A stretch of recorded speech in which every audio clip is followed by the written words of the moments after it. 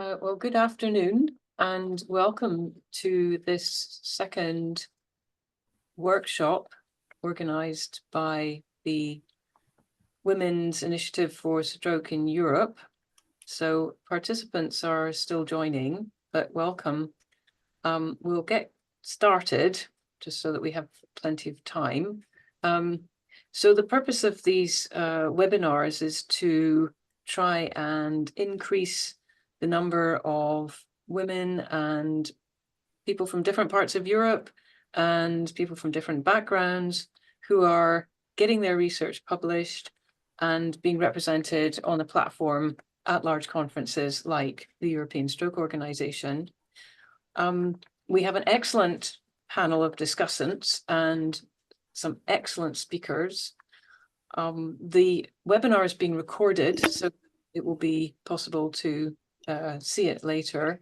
And we also have a question and answer option. So if you have questions during the talks or during any of the discussion, please put your questions in the Q&A and then we can make sure that they get covered. Also, if you want to ask a similar question or you think a question is particularly important that you can see in the Q&A, then please use the voting option because you can vote it up and that helps to make sure that the important questions get addressed in the discussion.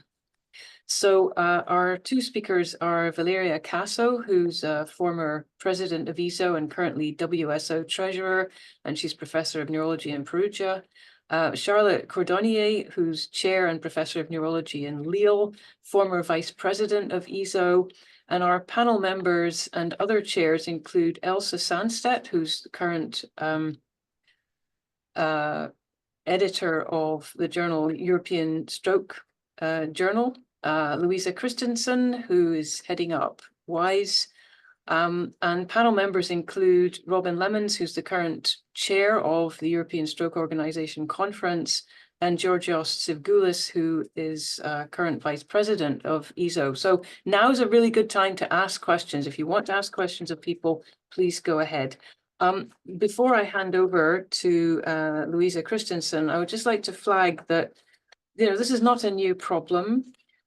Even Nature is now beginning to notice that they have a big discrepancy in not just received manuscripts, but published manuscripts. So, for example, only 17% of women are identified as the corresponding author on a manuscript, but women actually make up about 32% of researchers globally. Women's acceptance rate is lower than men's, and there's a 10% differential in terms of whether a paper with the senior author as a female gets published versus a male. So everybody wants to do something about this, and hopefully we'll hear some excellent tips about mentoring from people who've made it to the top. So without further ado, I will hand over to Louisa Christensen, who is current co-chair of WISE, to say a little bit about WISE. Louisa.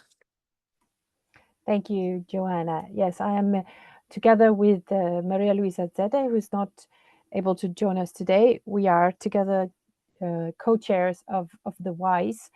To those who might not have heard of us, it is the Women's Initiative for Stroke in Europe, which is not a new invention, but actually has quite some years by now. We are a group of people working in the WISE group. You could say it's a subgroup of within the European Stroke Organization.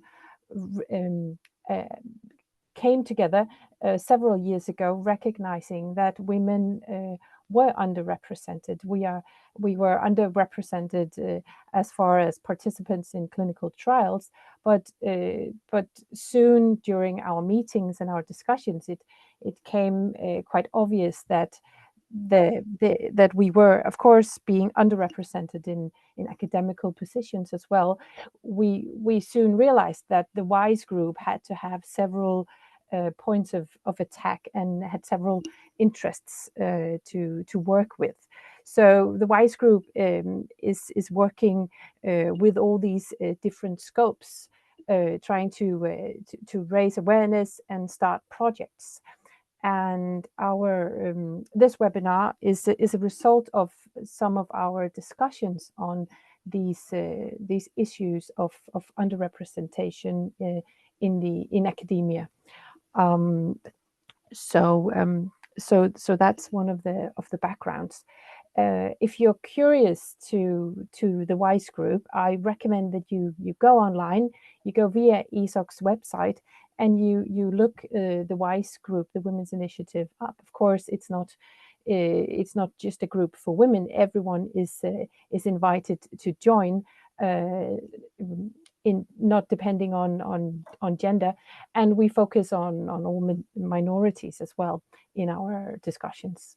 You are also very welcome to join us at the ESOC conference this year in Basel. We will have an informal cocktail meeting on the 14th. You can and also join our meetings, as we will definitely meet in person and discuss further on future projects. I'd like to give the mic over to Elsa for the brief introduction of what's to come. Thank you very much, Louisa, and thank you, Joanna, for introducing this session. We have, as Joanna said, we have 2 talks today, and we will start with Valeria Caso, who Joanna already introduced, who is from Perugia, and I don't really think you need a proper introduction, Valeria. Most people know you well, and especially in this field as well. But Valeria, you will give us a talk on the current landscape. Why do I need a mentor? And I look very much forward to hearing this talk, Valeria, and how you've attacked this task. Thank you, Elsa. Thank you to all the panel for this really kind introduction. So the question is, why do I need a mentor? So these are my disclosures. So I always show this because I grew up in the most toxic environment that could be for a young resident who started neurology. I had my first child when I was a student. So I came and said, oh, I want to be a neurologist. And they looked at me, oh, you're already a mother, you're already married. So what do you really want? Do you want to do a career? But I was very ambitious. I wanted to do something. So, and believe me, in Italy, I started in 1995. You can imagine it was not a very women-friendly environment. So also what we learned now after Me Too and so on, luckily, the academia changed. Still not so where we want to be, but still it was a very, very difficult time. But beside this, what we see, and I think when we meet together, sitting at the conference together with our not so young colleague, discussing about research, what we always complain is the less involvement of researcher. We don't have young researcher. We have really to go to search. When I started, there was a plethora of people who wanted to do research. They were pushing, and especially it was a male-guided, let's say male-dominated environment. Now it's not longer even a question of male and female. Even if males have less problems, they don't have to interrupt their career. But generally speaking, there is less involvement of people who want to do young resident and young researcher really wants to be focused and dedicated to research. At the same time, you see, this is very interesting. On one side, we have less researcher, but we have more research about mentoring. So this is, you see, especially in the last years, there was a huge increase about what is mentorship in medicine. So it's a need. Just to remind you, and also for my friend Georgios, that mentor is something that, again, you know, this famous film, everything is from Greek roots, and also mentor has a Greek roots, because mentor was a friend of Odysseus who was entrusted to guide and advise Telemachus in his absence.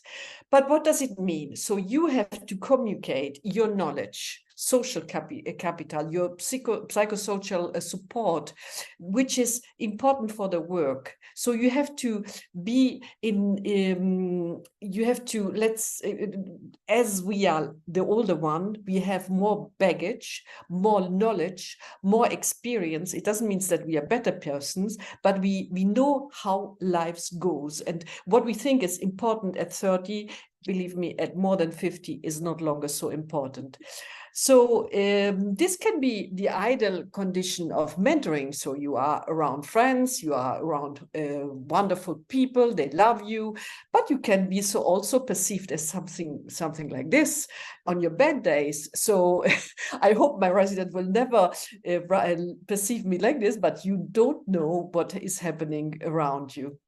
But again, we need mentorship, because you have to make your young residents and researchers understand that developing research and skills will make them better doctors.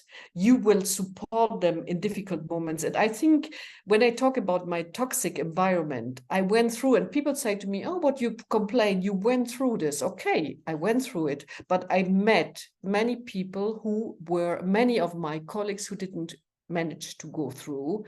And I think it doesn't make sense to work so hard and to have such of condition of frustration to get something. So I think that if you create this environment where everybody can develop their skills, then you don't leave anybody behind, because the good people, they will be on the top. It's not, we will have top people always, they will make it. But then there are, like myself, not super intelligent, not super top person, who were there with a lot of goodwill, a lot of curiosity, and working and trying to understand. And in a way, I made it. So why should we lose all these people who are not always the most straightforward? So supporting them, giving them feedback, then I can really help them to identify areas of improvement and growth. This is very nice. I won't comment on this, but I think honesty, flexibility, curiosity, all this is the correct relationship between mentor and mentee. Mentee, this is what I tell them. We start a pathway together, okay? It's me as a mentor, I'm here, I'm open, I'm happy to listen to you, I take a time, because everything what is mentoring, it means time, putting a lot of time. You will not go, even over the years, when I was president of ESO, I tend to travel a lot. Now, honestly, with all the people that I have to mentor at my age, I'm trying to avoid to travel, because I have to sit with them, correct their paper, bolster the promotion, and so on. So it's very important, this kind of interaction. And I think this is another article that I recommend you to read, things to look for in a mentor, the availability, the accessibility. So if you have already somebody, when I had my mentors, you had to ask for the secretary, and the secretary has to call you back when she had a good day. But sometimes the secretary was first. The biggest obstacle sometimes were the bad mood of the secretary. So to get to meet the mentor, and also to talk about separation. So I really invite you to read this. Define your goals together with your mentor. Because then you understand where you want to go. Because we have all, if you listen to your students or your residents or your researchers, they have all wonderful ideas, but make them specific, make them measurable, make them attainable, realistic, and time-bound.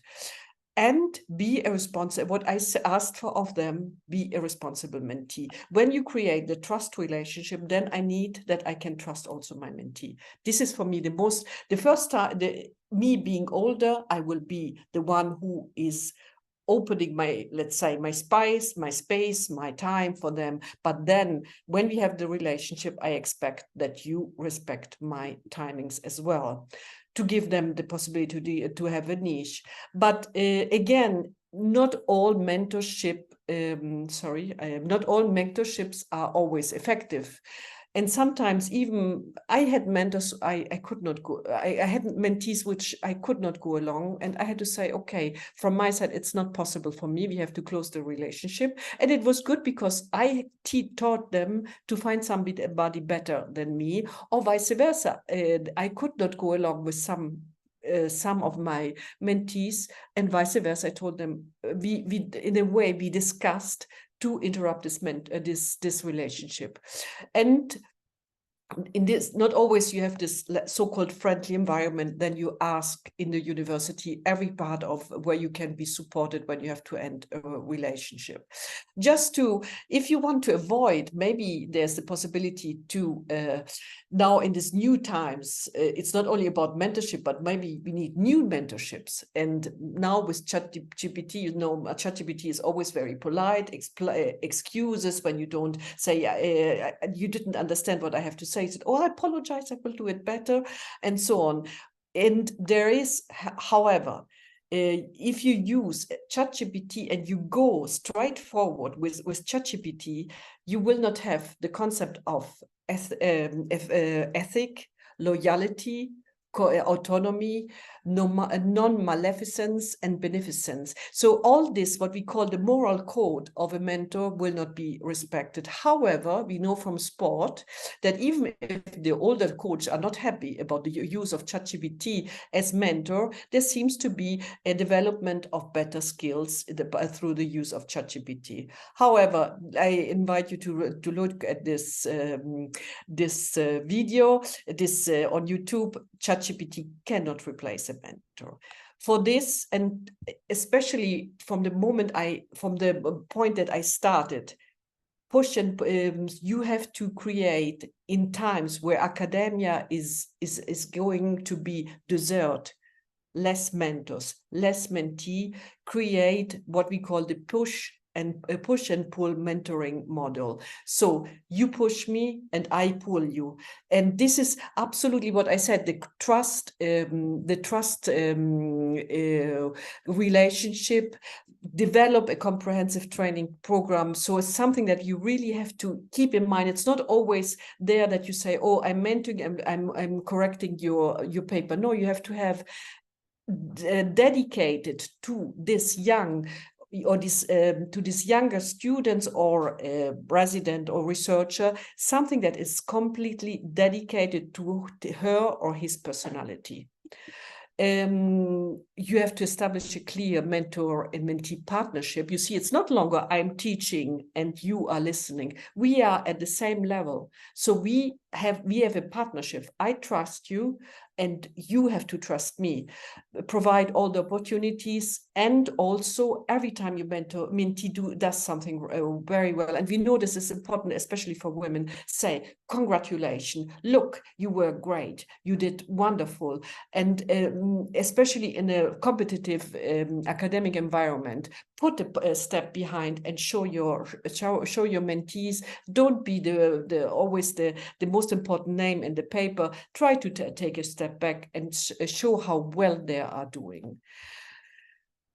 However, just to conclude what I started, I would not be here if I didn't listen to very wonderful people that I met. And I think this will a little bit go to the next talk from Charlotte. From Didier Leys, I learned graceful leadership, inclusiveness. Every time he could not go, and he said, I cannot always send French people and I have to be European. So he asked me to replace him. From Werner Hacke, I'm sorry that I could not, unfortunately, I had a toxic female mentor in my life in the University of Perugia. I had these three persons that I learned a lot. Werner Hacke showed me a very pragmatic, speedy access to a way to do stroke medicine. And from Ken Lees, I learned what really means leadership and to say no. Very important to appreciate myself and to say no when there's something that I he was my successor. Sorry, I was his successor. And he told me, do what you have to follow your line in what you believe. Don't be afraid not to be loved. And I really followed his advice. And thank you very much for your attention. Thank you very much, Valeria. A lot of excellent points here for discussion later. I think we will move on now to Charlotte. And she will talk about learning from experience, what helped and inspired me. So Charlotte, I think the podium is yours. Okay, thanks a lot. Well, it's not an easy task to talk about one's own experience, and so I will share a few thoughts relevant to this topic. So who am I? I'm 48 and I did all my medical studies and residency in Lille. So I consider myself as a pure product of the north of France. I was appointed as a professor of neurology in 2012, and then progressively I took some leadership responsibility in my hospital, chair of a stroke department, and then chair of a neurology department. Why do I list that? It's just not, it is not to show how successful I might be from a curriculum perspective, but also to show you that in fact, at a national level, I found it quite difficult to be recognized, or at least I think it was very different to have the European and international support and to have the local and national support. Just before beginning the talk, Valeria mentioned that it's always very difficult to be one's prophet in one's country, and being able to be involved in European activities where there's probably less daily stupid competition or jealousy. Well, being involved in Europe and progressively being involved in different activities and taking leadership up to becoming the vice president of ESO or becoming involved in the European Academy of Neurology helped me to build confidence, experience, and then at a second step, I was more at ease to build a network in France. So you see, recently I launched the French Stroke Research Network and now in charge of a French Stroke Society. I say that I'm a pure product of the north of France, but one thing is very important is that you need to look around. So I've been offered, because Valeria mentioned already, I've been very lucky, and he probably has been also very lucky to have me as a mentee, but my relationship with DDLS was very fruitful, and he gave me the opportunity to go abroad. It's not only that he gave me opportunities to go abroad, it's also that I felt at ease to say that I wanted to go and see how things are done in the Netherlands. I went to Scotland, I went to Australia, and all those professional experiences built some knowledge as a clinician, as an organizational perspective, as a researcher, but also as a person. And of course, you always, I think that you learn who you are by also going far from your own roots. At least for me, it was an important process, both personally and also professionally. Because I could make you vote. Huh? Everybody thinks the grass is always greener on the other side until they get there and discover it's artificial turf. And going abroad and sharing perspective with other people shows you that it's not always as beautiful as it seems. And everywhere, everybody has challenges to face. So you look around, you try to be positive and also to be confident, and it's the way you build your collaboration. So I put here 3 papers based on collaboration that I found are quite important in my career. The first one was on brain microbleeds, when I started to work on both in Amsterdam and then together with Rustam and Joanna in Edinburgh.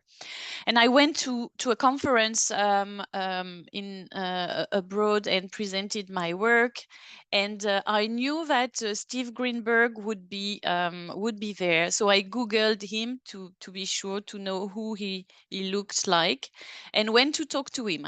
And I had one specific questions about the Boston criteria and about the brain microbleeds, and he gave me an answer, and I was not satisfied. So when I came back home, I thought, okay, I don't like this answer. So I wrote him an email trying to really go deeper to what I wanted to know. And he answered. And I think probably the fact that I went directly to him, and the fact that I dare ask a question, even though he might, I think it was stupid, opened me a door to be able to discuss and then to be able to collaborate. So do dare to ask questions, do dare to go to people, and sometimes it works, and it offers you some opportunity to collaborate.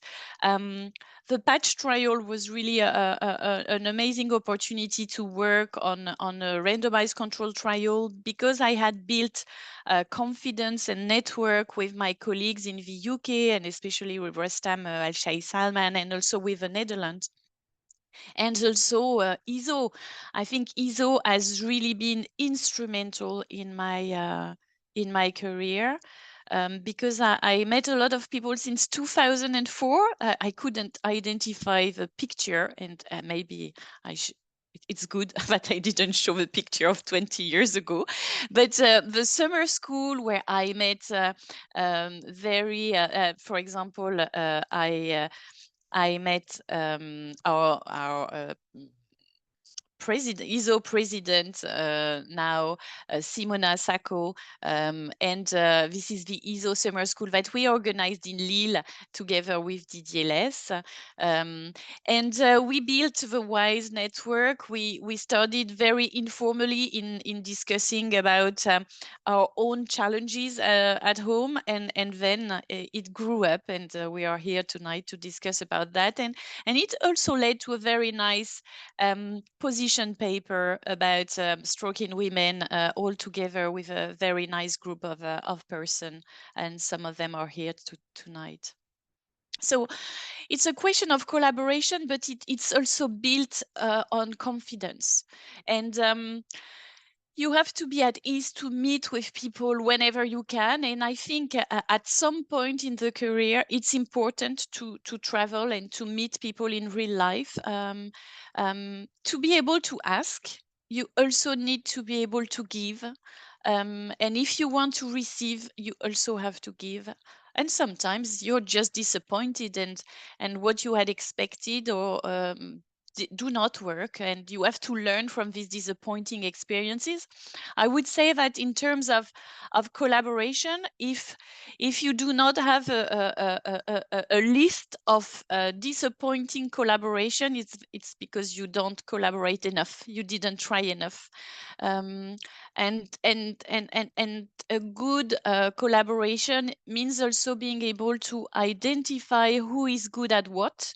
Everybody has their own qualities, and you have to try to understand that, and I really love the push and pull mentoring model. It's also push and pull around your colleagues.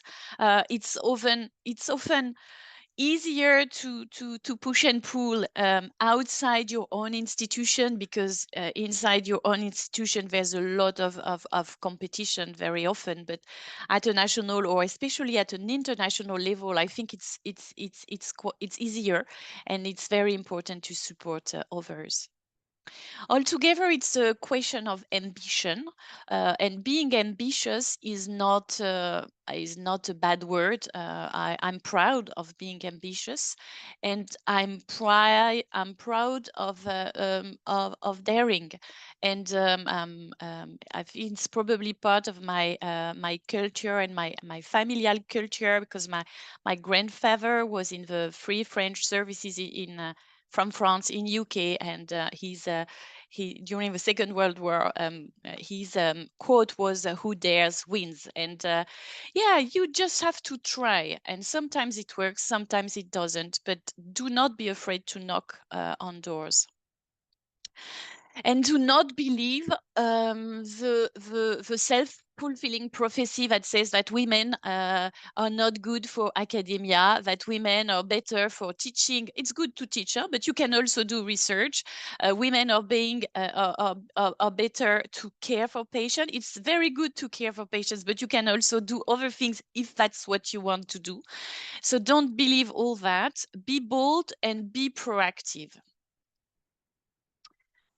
To be proactive and to be efficient, I think you have to work on your own biases. The problem is that they are very often unconscious, so it's a long,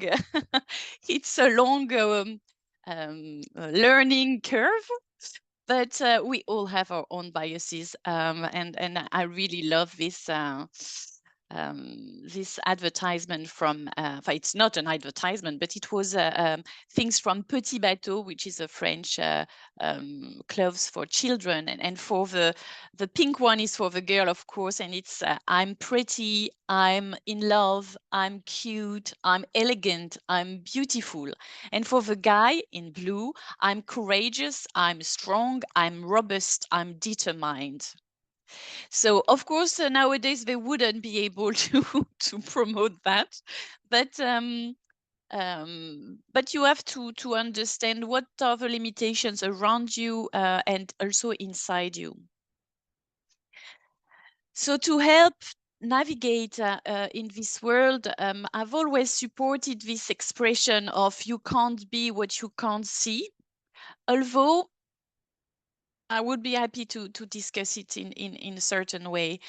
You can't be what you can't see, and indeed for women, and especially for young women, sometimes it's quite difficult to find someone who might liaise with who we believe we are. So we desperately search for Charlie. And even when we leave the comic book and just look at program committee, of course, it was a few years ago, but it's not so old. And this is what you can see on some expert panel. Of course, less and less frequent, because we have to be proactive for that when we are in position of influencing program committee. But it's quite difficult to recognize oneself there. So I wrote and I supported this concept of you can't be what you can't see, but I think what I learned is that you do not have to be a replication of your boss, of your mentor, or of your role model. Yeah, my mentor, Didier, is 100 kilo, and hopefully I do not eat like him. But it's not just the eating, the alimentation. It's also, I think I'm very different. And also, when you accept position, and this I learned it notably from Joanna in a talk she gave a few years ago. When you accept certain position, you might naturally think that it's not for you because you can't be in the hospital every day at 8 a.m. and stay every night until 9 p.m. because you have other things to do. But in fact, you can say yes to position. As long as you do the job, you can do it your own way. But you have to be strong enough and believe in yourself to be able to do so. And you do not have to dress in black at conferences. So you understand your environment. There are advantages and they are easy to identify in where you work or in the people who are around you. But there are pitfalls and difficulties that are harder to acknowledge and that are harder to accept. I often illustrate that with topic of research. If you want to work on epidemiology in a structure where you do not have access to population-based data, or to if you want to work on specific on neurosurgery and you work in a hospital where there's no neurosurgeon, you can't do that, and it's useless to spend all your energy in fighting. Acknowledge that and try to get around. Try to identify something you'll be good at in the environment you are in. And those local limitations are very important to keep in mind.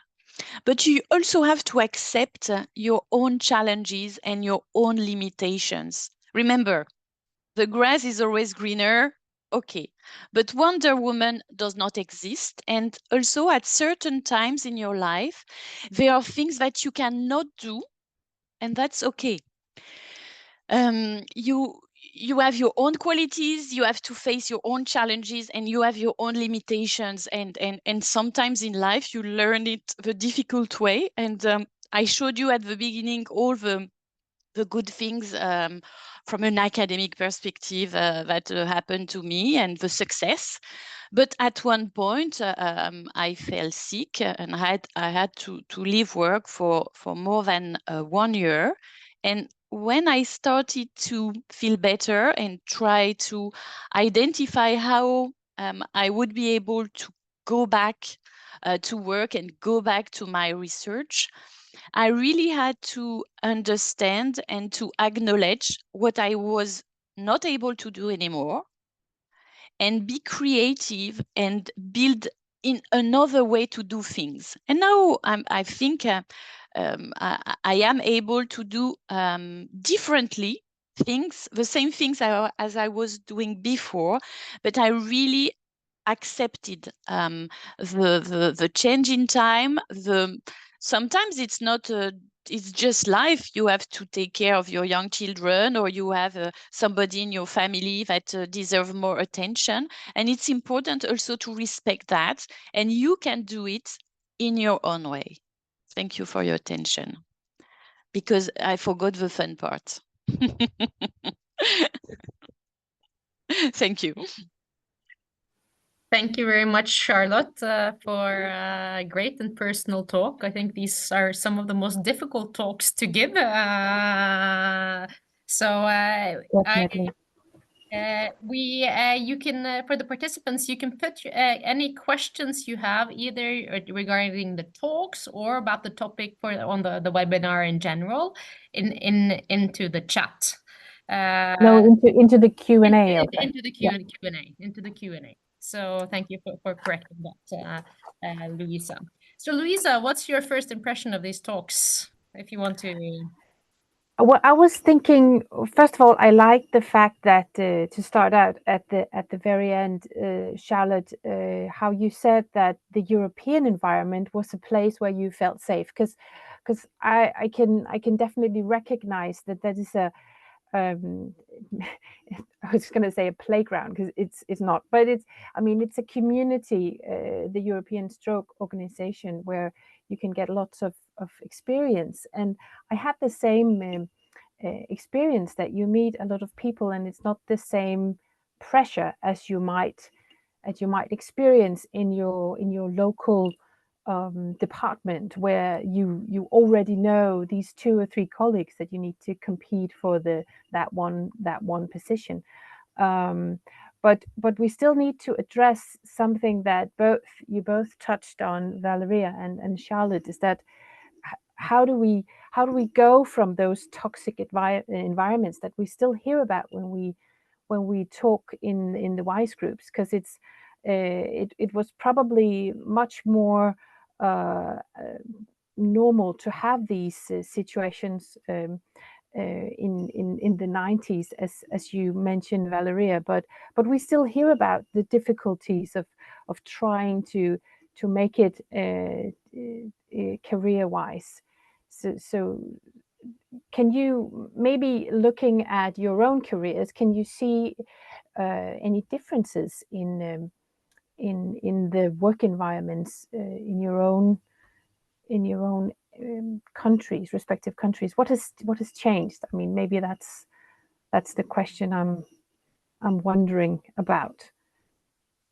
Yeah. Shall I start, Charlotte? Sure, sure.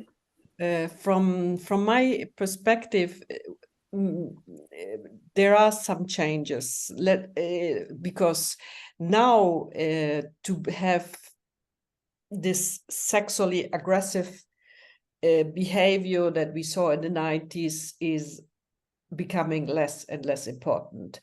So you were that a young female doctor can be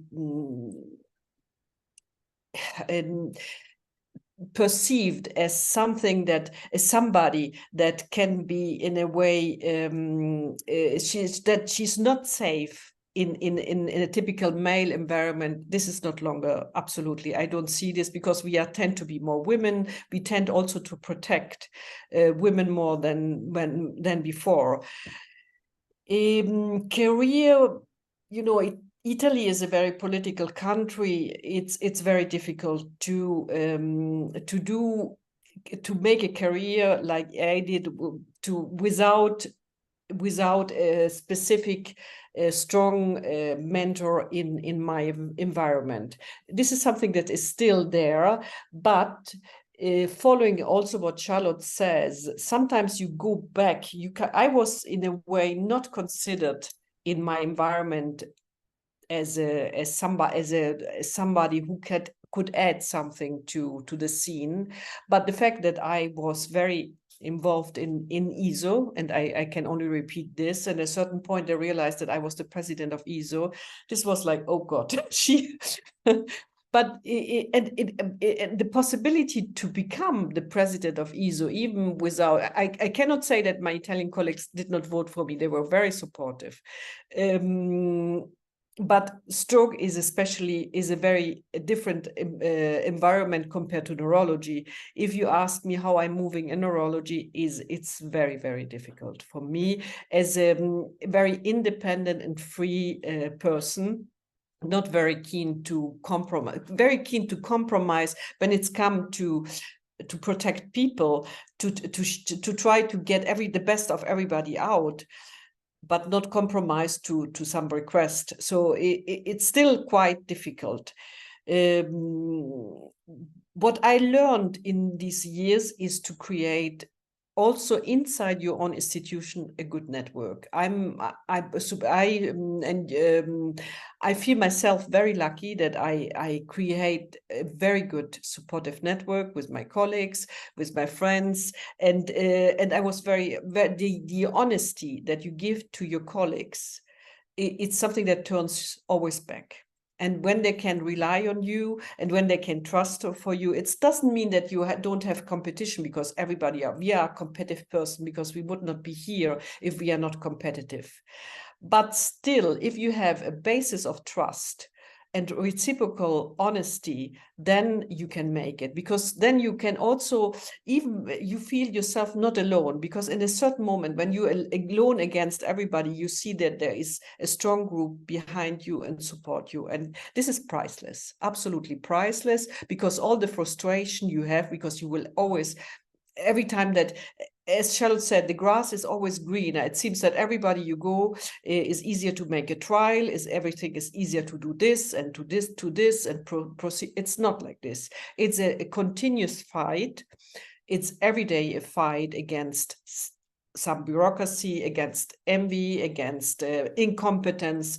And if you create your own strong network, then you can make it. Because alone, it's not possible. You cannot always be on fight mode. You have to be also in relaxed mode to go on. And again, create, especially the young people, make them feel protected, that you are there for them. It's not that you want to get everything out of them, because this is not you can maybe get out a lot of for one more paper, but if you really want to have a good relationship, then be there for them. Joanna, Yep. Sorry. Joanna, do you have a comment? Yeah, thanks. Just briefly, we have received some questions from the audience, and also, from a personal point of view, I think things have changed in the last 20 to 30 years, but there's still a long way to go. I think there is more awareness now of the importance of having a diverse group of people at all levels in whatever type of organization, and also making sure that you, in clinical trials, for example, recruit a representative proportion of the various, populations, socioeconomic groups, etc., etc. But I think there's still a glass ceiling. And I also found during my time as chair of the European Stroke Organization conference that there were some quite subtle reasons why, even when you try really hard to get a very balanced geographical, male-female, ethnic, etc., balance on the platform, there are just serial things that sort of differentiate across. And I would be very interested, perhaps after Charlotte's comment and so on, to hear what Robin's experience has been and whether he has suggestions. So perhaps a bit further on in the webinar.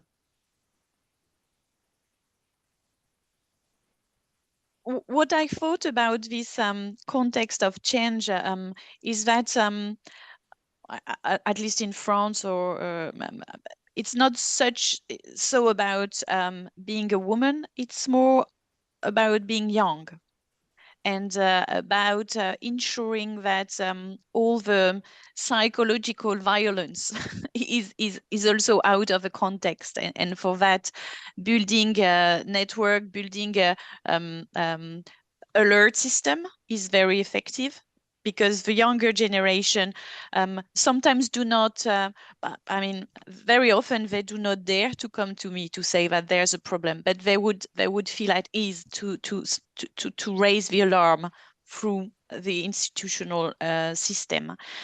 So it's more about working on being at ease, on being who you are, whoever, women, men, or other things, and especially being young in such a hierarchical environment is challenging. And for me, I really found support, because being alone, when you are in position to apply for something, or even when you are a position of being a mentor or being a leader, is crucial to get around that, because loneliness in this position is very frequent. And I really found solution by talking to colleagues outside my field, even sometimes younger colleagues outside my field who have different expertise, or outside medicine. It's even better, because in all companies you have these issues of being sure that everybody feel at ease to grow up in your institution. Thank you, Thank Charlotte. you very much, Charlotte. I think Robin will go over to you then regarding the ESO program and trying to create the balanced program. And I also want you to comment a bit on your experience, because my experience from the European Stroke Journal is women tend more to say no, decline reviews. That is kind of my experience, and I think that's been the experience as well in the past for programs and a lot of different other events. So what is your experience there, and do you have any thoughts on how we should how do we get people to say yes? Well, I think I share a little bit the comments made by Joanna, but I think we just have to put then even more effort in to make sure that we keep the balance appropriately as it relates to early, mid, and late career sex, and also regional balance. And it may be easier to come up with a program with the usual suspects in there, but typically it will not be balanced. And so you just have to put a little bit more, and sometimes a lot of effort, to then identify the ones that you can also ask and not have usual suspects always on the screen. And specifically, I think as an ESOC chair, you are chair for 2 years. I think it's important to think about not having the same speakers again for the year after, and to really trying to find other ones. And they're out there. Maybe you don't know them, but you have a program committee and you have a CPG. There are a lot of people, and you can reach out also to individuals that you think are very experienced and have great expertise in a topic, and say, okay, I'm designing this session. I really need young women, for instance, not coming from Europe. What would be your suggestion? So I think we just have to put an effort to make sure it's balanced. And I know from Joanna, she tried very hard, and we're doing that as well. And we're really hoping for a 50-50 as it relates to sex balance for the scientific sessions. And then the other thing I think is very important, it also relates to clinical trials a little bit. Why do women say no more frequently? I mean, you mentioned, right? But just noticing it is not sufficient, because then you could say, well, they just say no, so then we don't have the balance, right? But we need to know, why do they say no? It's similar in clinical trials. I think if you see that it's difficult to recruit women into trials, we need to know, what are the barriers? And if we know and can identify the barriers, then we can adjust accordingly to make sure that we have a nicely balanced representation in trials. And I think that's similar for conferences. If they say no more frequently, well, they probably have every right to do so. But if it's related to barriers that can be dissolved, then of course we have to remove those barriers, and then put in a lot more effort to find alternatives. And I think hopefully, like in the early career, there's more balance. So that would mean that for conference, we need to go to younger career faculty more frequently. And again, I think it's more effort, because the late career, mid-career are much more known. And if you design a program, it's done in 10 minutes, and it will take you a little bit more time to look for others. But that's, I think, that's the goal, should be the aim if you're organizing anything like ESOC, but also other conference. I think I also see that in my country, if conferences are organized, they come up with names, and then all of a sudden there's really no balance. I say, this program, we cannot do this. We should put more effort. Yeah, but this speaker is very good. Well, there are probably a lot of others as well. Just go back to the table and do it again. That's just something we need to do. That's a general.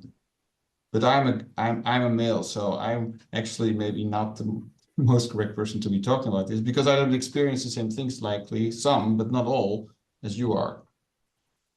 There's a comment, there's a question in the Q&A as well. Yeah, and I think I want to kind of address this to you, Georgios, because you have a little army of people you mentor, who are all excellent and very, very good. And the question here is if you can comment on the weight of sponsorship in combination with mentorship for early career advancement. And this is in a way your personal experience, Georgios. Do you think women experience sponsorship different than men? Because it's the same, because sponsorship is often suggesting someone for a talk or suggesting someone for a task. And in your experience with the large amount of people you have mentored for different both as a clinician and also for PhD and research, what is your experience with that, Georgios? And have you seen a difference in the people working for you? For me, there is only one rule. It's very simple. The best individual takes the job. So I only look out for meritocracy. I am not interested in gender balances, in geographical balances. Having said that, 90% of my PhD students are women. 85% of individuals working in my department are women, and 82% of my research, of our research team, it's a team, they're women. And things are changing much faster than we're actually grasping. in the medical school in Greece, which is very competitive, and like top 2% students can join, 65% now are women. I'm the president of the Greek Neurological Society. 70% of our residents are women. In vascular neurology, 80% are women. So they're better, they're advancing, and we have this simple rule: best person gets the sponsorship. Those who work harder, they succeed. And I think right now it's all about ambition, focus, and effort. And at least in my country and in the field of neurology, there are much more accomplished women than men, especially at the early career stage. And we have just to make sure that they need to have this kind of support to reach the high career level and stage. But I'm sure that this will happen. Can you comment, Georgios, on the saying no issue? Do you have that experience that women say no more than men? I mean, having such a large army. Yes, this may happen, but you need to give them a second and a third and a fourth opportunity, and then they will say yes. And I totally understand that sometimes that because of family issues, a woman may say no, but then you need to give her a second opportunity, and this is how we deal with that. And it doesn't mean that if a woman says no, then you need to offer that opportunity to a man. Then you can offer it to a second woman or a third woman, and then to a man. It doesn't matter. I think for me, it's just numbers. I go, which is the best person? I offer him an opportunity. If he or she says no, second best, third best, fourth best. I don't look at differences based on on age or sex. I just look at least who is the best. Thank you. Valeria, you had a hand raised? Yes, Georgios, I agree with you in part, because the number, clearly everybody is part of our own, we are part of our own experience. The thing is that we are getting less and less people who want to do research. And clearly this is an issue. And especially if we say that 60% of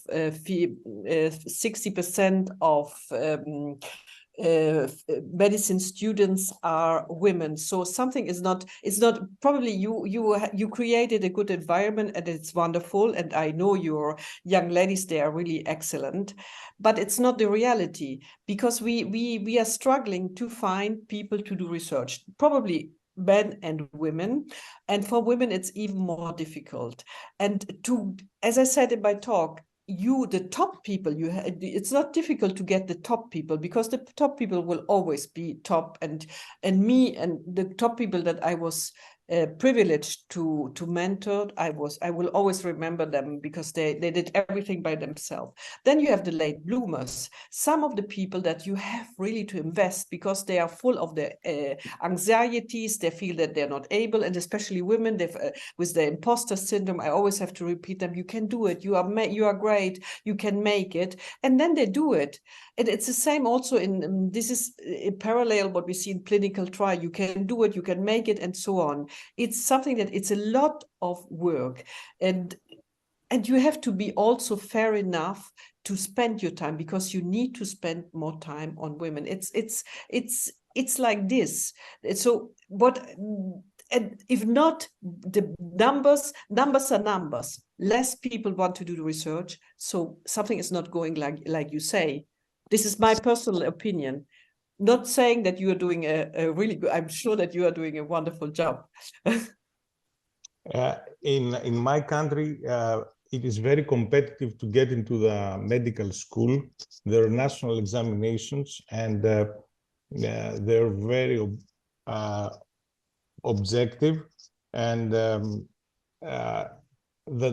truth is that 20 years earlier, it was 70% men that were successful, And of course, in the high school, perhaps female students didn't have this kind of support, but now it's the other way around. It's like 60% women, they're just better students. That's what I'm saying. And with regard to neurology residency, again, there are a lot of application of very ambitious and also successful women. But what I would like to suggest about research, research should be fully paid and fully reimbursed. So if you give them the opportunity to do high quality research and be fully reimbursed, and also support them with international educational activities, then you're going to find excellent people, both men and women, who want to invest their time. But you know, in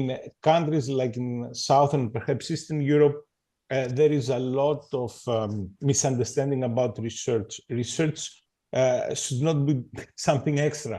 It should be fully paid, fully reimbursed, and people who are doing this research, they should feel and understand how important is this, and they should feel appreciated. And this is what we're trying to have in our department. And these research activities are fully reimbursed from our educational grants. And this is why I think that we have a lot of applications. At least this is my experience. So, you know. I'd like to hear a comment from Zuzana, and then I think, Elsa, we should look at some of the questions that we had beforehand. But Yep. Zuzana, please. I only want to add to Georgios. We have the same experience in Slovakia, for example. It is I can better attract to research women than men in our, for example, department, but not only our department in Slovakia. For example, now I was a little bit late because we have the conference which is called Case Studies in Neurology, and we have here 62 participants.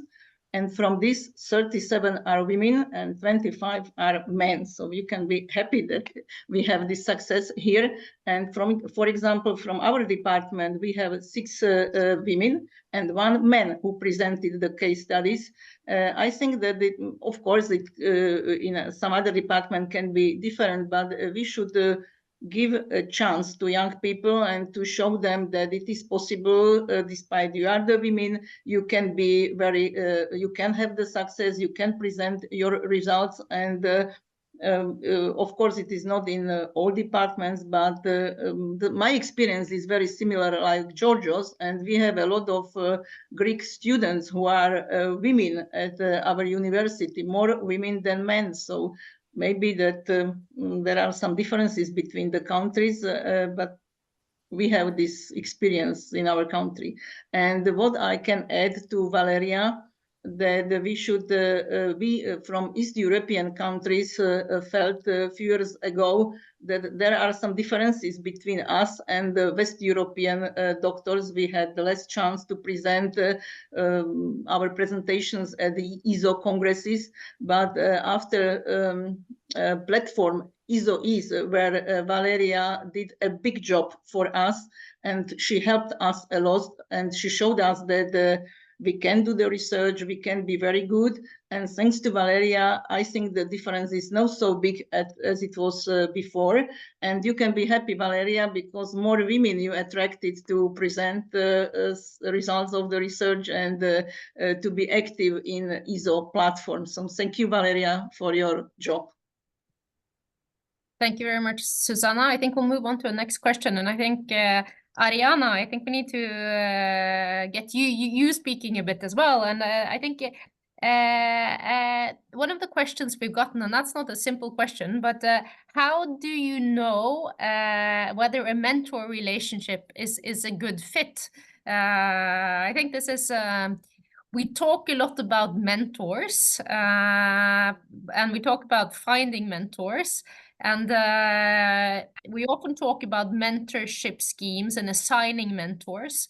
I'm not sure if that is the best way, because how do you identify a good fit? How do you make sure that the relationship between a mentor and a mentee is good? It's that is probably one of the most difficult parts.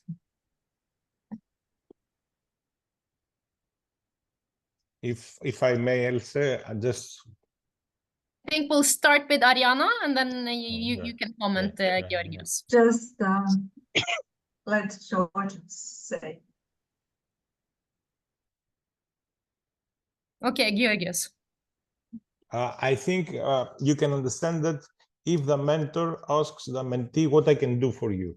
So first, it is very important that the mentor asks the mentee and looks out for the mentee what he or she can do for the mentee, not what the mentee can do for the mentor. So I think if you have this kind of attitude, then of course it should be a situation with both mentor and mentee are happy. But in order for this to happen, then Valeria said very nicely during her talk, you should be available for the mentee and ask her and ask him what you can offer him or what you can do for him and how you can help him or her to promote their career. This is for me very important. It's not about what the mentee can offer or add value to the mentor, because the mentor is accomplished. It is very important that the other way around, that you look out for the mentee and you offer him or her opportunities to advance the career. The moment the mentee is really happy about this relationship with the mentor, then of course it is time for the mentor to spend some time with the mentee to see that he or she also is helping the mentor also to advance. It's a situation that everybody needs to be winning something out of it. Okay. Of course, I agree. This is you said it right, because I look at these young people coming to me and they say, "Can you please say a team?" And then we start talking about their preferences and what do they want to go into the research. Of course, you always need a lot of time. You really need time, give them few facts, and then ask them how do they find in this team they want to do for research. I think this is important.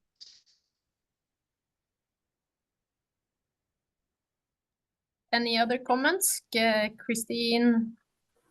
Yes, thank you. But we have looked at it a little bit like it's a static, but actually the relationship is very dynamic, and you have to see the mentee grow.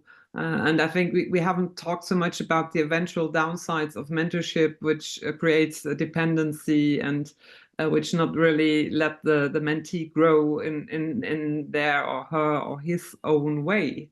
I think we can learn a lot if we have done it for a while, that you don't want to create, you don't want to replicate yourself, and you don't want to create your double or your clone, but you have an individual person that grows and wants to be independent at one point.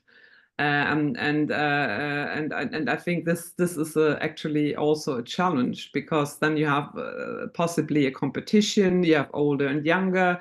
And you have to have a constant goodwill, and this is something where you be patient and have your goodwill, and this is a challenge for both sides, and I think we haven't talked about this dependency created between the mentor and the mentee, that when he wants to become independent and do own research, that the goodwill is still there.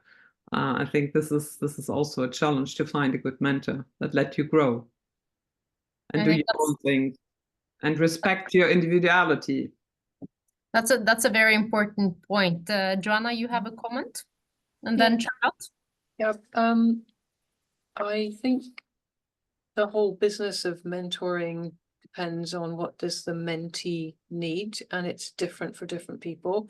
And I have now mentored a very large number of people through a number of different organizations. And sometimes a potential mentee has literally just wanted, one conversation where they could bounce some ideas, see if they're going in the right direction, whatever. And that's it. And on other occasions, there might have been someone where there's been a series of meetings over a period of several years as they go through a particular stage of their, career development. And it's different things for different people. And sometimes it's been someone in a similar discipline, and sometimes it's been somebody in a completely different discipline, but it's the same problems that people come up against. And I think one thing you can do as a mentor, regardless of what the mentee particularly needs, is to do things like encourage them to think about going that extra step, applying for something. Because if you don't apply, you're not going to get it. If you don't sort of put yourself out there a little bit, you're not going to get, that next thing. And you can always, if you put in an application for something, you can always withdraw it if you decide on balance that you've maybe overstepped things. Or if you're offered the job, you don't have to accept it, and I think people should have a bit more confidence about all of that stuff. So I just think there isn't any single one fit for a mentor-mentee. You've got to feel comfortable that you, the mentee, can talk to that mentor in a confidential way about a wide range of subjects. But beyond that, it's a very flexible relationship. It should never become something where the mentee is dependent on the mentor, and that this is meant to be something that helps people flourish. And if it's not doing that, then they need to find someone else. So that would be my view. Charlotte, and then Louisa. Yeah, I was reflecting on the same term as probably Joanna when Christine used the term dependency. In fact, yeah, I don't see the I don't see dependency in the mentor-mentee relationship. What I wanted to add is that we probably need to organize something about for the mentor rather than for the mentees, because we always talk a lot from the perspective of the mentee. What do the mentee needs? But also being a mentor is not an easy thing, because at one point, if you succeed, the mentee will be better than you. I mean, that's the goal. That's the aim. So you have to be ready at some point, sometimes to be in, or to put you in the shade, and with personalities, at least like mine, it's not natural. You really, so this is something you have to understand, and I think it's something very important.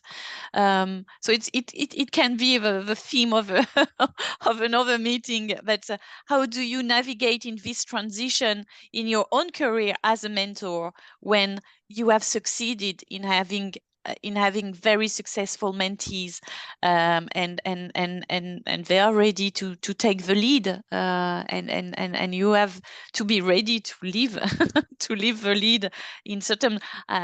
For example, I received an email from one of our colleagues, because in one committee I was contacted to be in the committee, and I said no, one of my mentees should be there. And I received an email from the chair saying, "That's very kind of you." And it's not very kind of me. It's just the way it should be, but it's not easy. I just wanted to say that. And I think that's in a way as well what Christine kind of touched a bit upon, is that growing the independence. Once you you are ready to fly as an independent researcher, and you might end up in the situation where your mentee gets the grant that you also applied for a different project. And I think overcoming that, in a way, being able to celebrate that your mentee got that grant, whereas you perhaps came into some difficulties because you did not get the grant, that is a very challenging point in a career. So, but Louisa. Yeah, I think it's very interesting, because it does touch upon some of the structural differences that would, if you choose, or if you end up in a mentor-sponsor relationship that is actually also your role model and your the next in line, you can end up in situations like it. We talk a lot about mentor-mentee relationships, but we seem to mix it with the sponsor. And I'm not talking about a financial sponsor, but I'm talking about a career sponsor that actually advocates and suggests you and help you to find ways. I was very fortunate to find a mentor that was actually a sponsor for me as well, because she was able to see some talks or challenges that she gave to me and said, you should try this. So she was actually acting more like a career sponsor rather than a mentor. And I think, as many of you touched upon, it's important to establish that relationship and find out, well, what is really needed. Is it one of Valeria's, as you said, super top persons who has everything done already, or the one who just needs to bounce ideas with Joanna? Then a mentor-mentee relationship is perfect, and others will need a more sponsored way to help. But I think we have it's important that once we do advance in our careers, it's very important to bring someone along, and that's the sponsorship role that we should bring along to inspire anyone who is just 1 or 2 steps before the stage that we find ourselves at. So that's just some of the thoughts in that. I think in my country we tried to work around it, that you actually developed a mentorship program where we were given mentors that were not in our own specialty. So we got rid of all the competition issues, because we got to talk to someone who had career experience, but was not a direct in competition with our different applications, for instance. So that could be an idea for some to maybe go about it, because a cardiologist might be just a perfect mentor to a neurologist, for instance. Yeah, Valeria, I think you also have your hands raised. No, I want also to add about this dependency. What happens sometimes that the mentee, when she or he is involved in things that you were not aware of, there's a kind of sense of guilt. And I always say, oh, really, congratulations, I'm happy. Maybe they are invited when you are not invited to a conference, which is absolutely great. This is what Charlotte said. We need to learn to accept that these people who started very shy, very humbled at the beginning, and then will explode at a certain moment, because then we were really successful. But and we don't have to, we have to continue to push them, to pull them and to push them in the same way, even if they become more successful, because this will happen, especially when they develop their niche. Probably they will be invited to ESOC, and I will not be longer invited, because I've done so many other conferences. But it's something that it's part of the game. So this is something that when you start a relationship, you have to be aware of this. And again, it's not easy, because we are all, if we are here, a little bit of prima donna is inside us, even if we are polite, nice, smiling, etc. But we really wanted to succeed. Everybody of us wanted to succeed. We will face this. And think about Djokovic and Sinner. Sinner, he's now he's 20 years younger, and he will win. Once he will be number 1. But this is how things goes. And this is something that we need to learn. And if we succeed, we can be happy. The good thing that when I was elected president, I always told myself, it will be 2 years. Now you have a full mailbox. Once it's over, you will have very few mails, less than before, but be prepared for this. It's part of the game.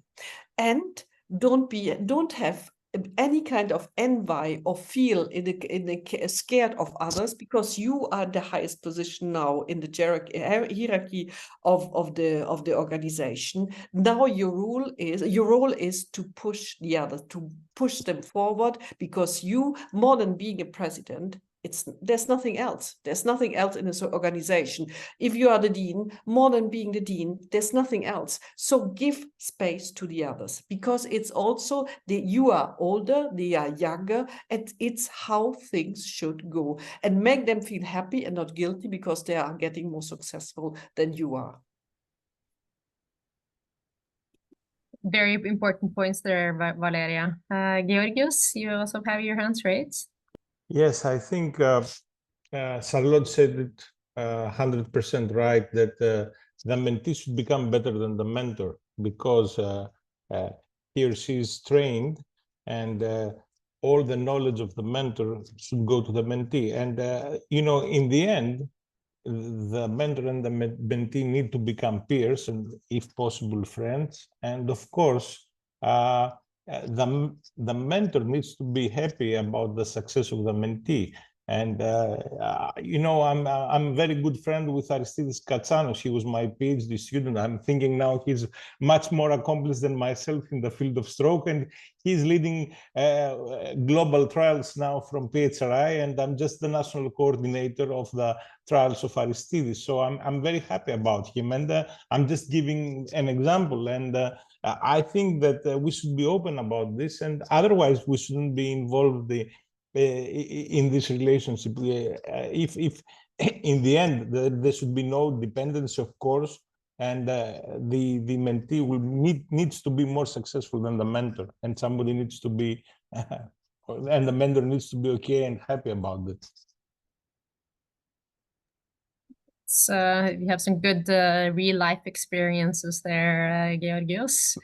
Zuzana, I think I think that mentor can help to mentee who wants to do something, because if a mentee doesn't want it, the mentor could do what he wants, but he will be not successful. For example, in our country, after the changes, when we started collaboration with West European countries, our university started collaboration with Groningen. And there was one colleague, we are now the friends, and he helped us a lot. He explained us how to do research, how to publish the articles. We listened to him, and he helped us a lot.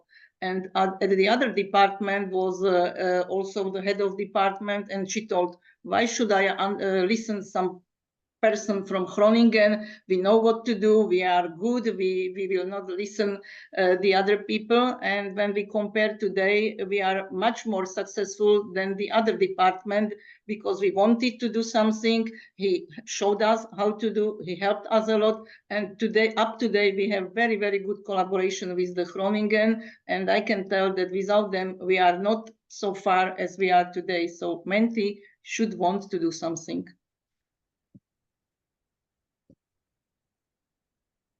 Absolutely. Christine, I think you also have a comment, and then I think we'll move on to one of the other questions.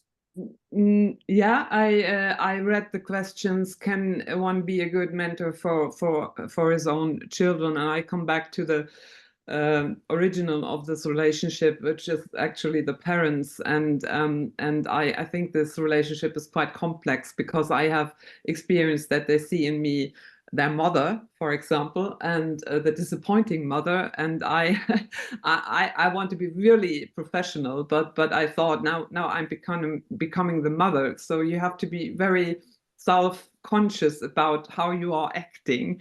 So I acted actually sometimes as a mother, and I said, no, this is not my child.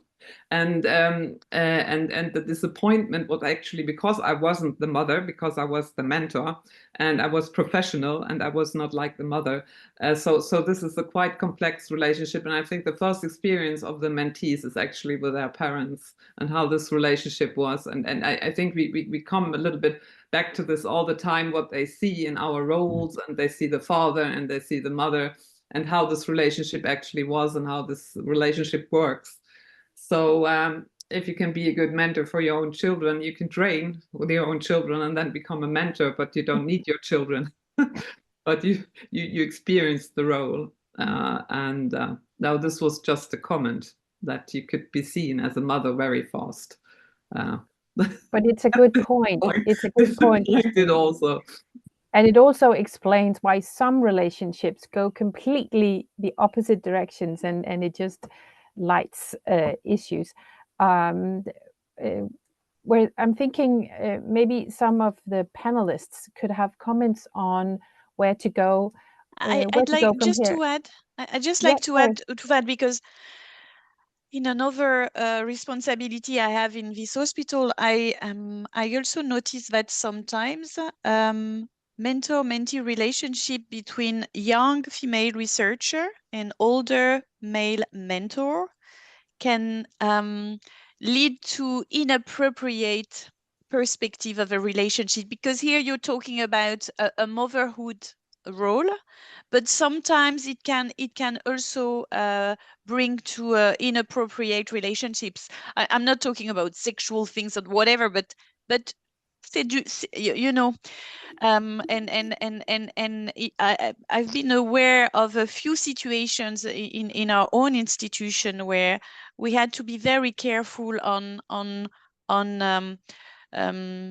not teaching, but putting some alarm on how the mentor-mentee relationship should stay, especially with young female researcher, because our generation or older people as mentor do not read signals the same way and the environment the same way as we used to.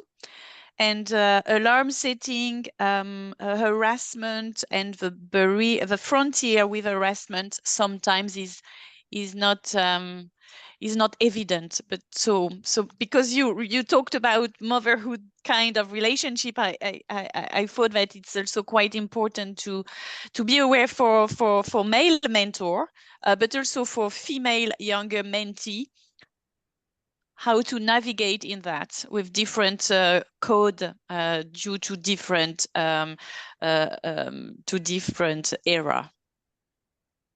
It's a very important point. I didn't want to touch that because this is a very broad field, but this is the roles we have to be aware of more, I think.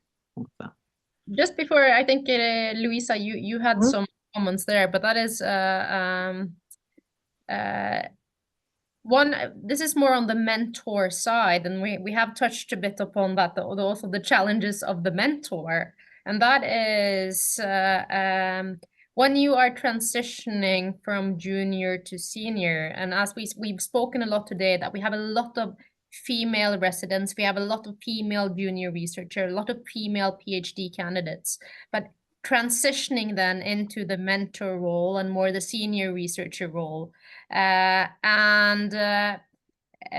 have been your experiences transitioning into that role, and do you think it's more difficult for women to get that kind of natural authority,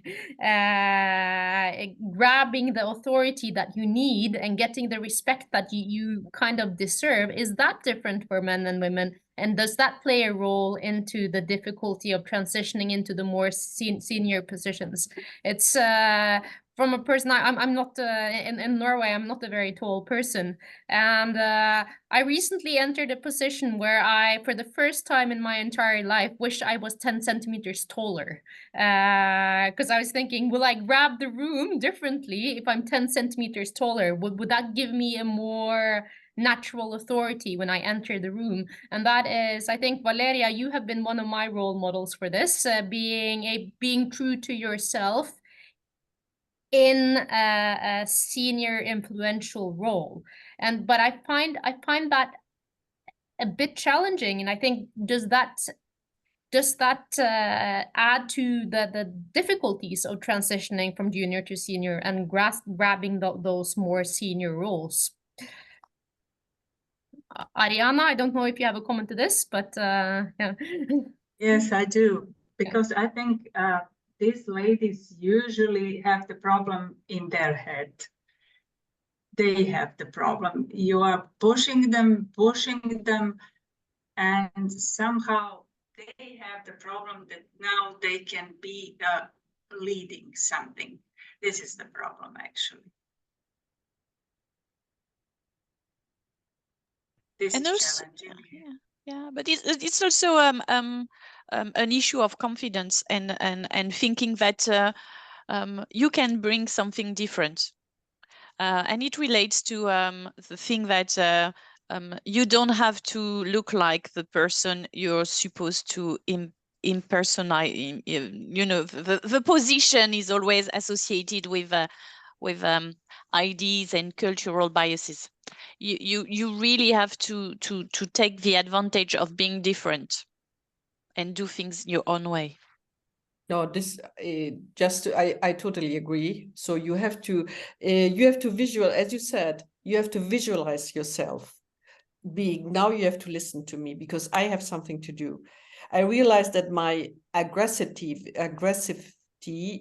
being younger was higher than now. Now I'm very calm because I know being over 50, you have already, unfortunately, it's a stupid thing that you have already the authority, even only for your age. And it's not fair because I realized, because I said the same things when I was 30, and now I say it over 50, and the way it's perceived is completely different. But still, I'm here. So people start to listen to me. And when I was 30, it's a long way to go.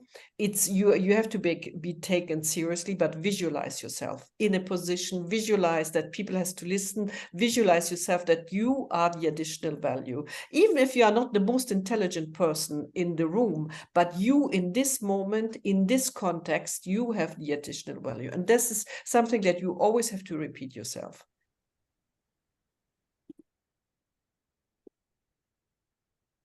It's a very good point as well.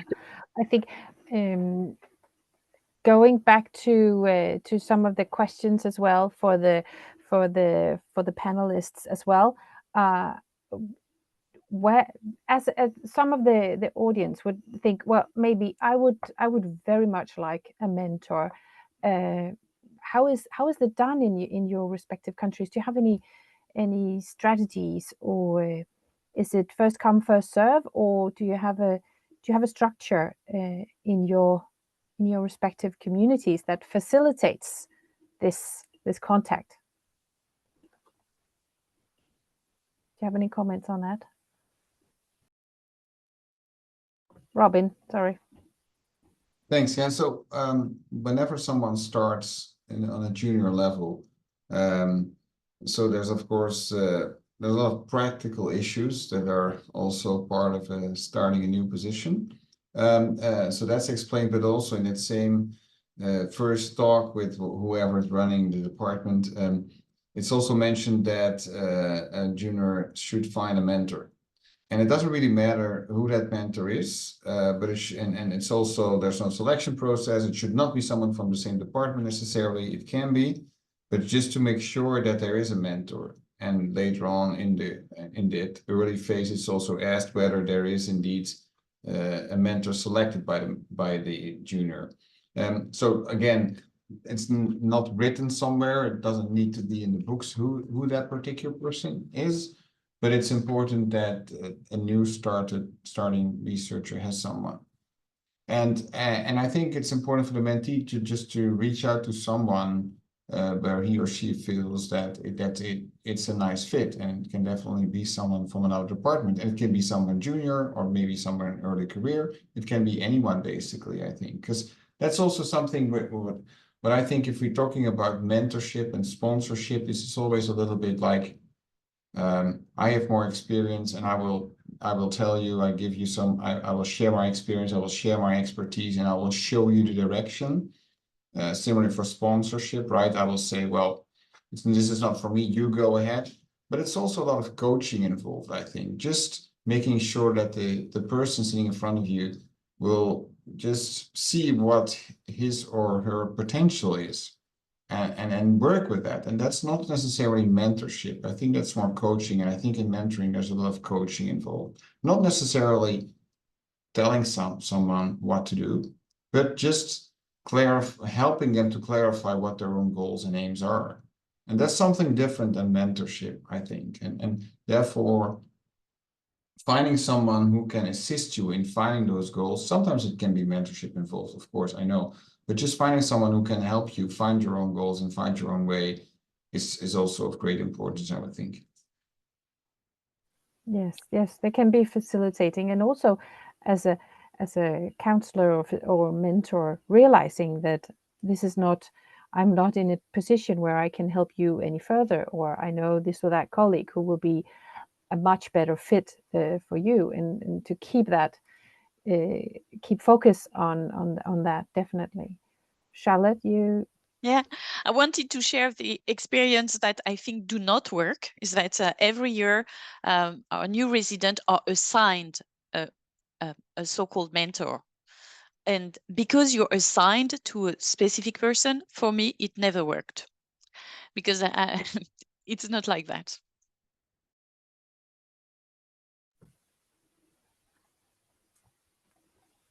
Arijana? It's also in Croatia this way. So when you start your residency, you get your mentor.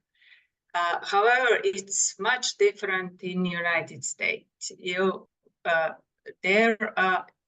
you can only be a mentor to the most 2 people, and after finishing his residency,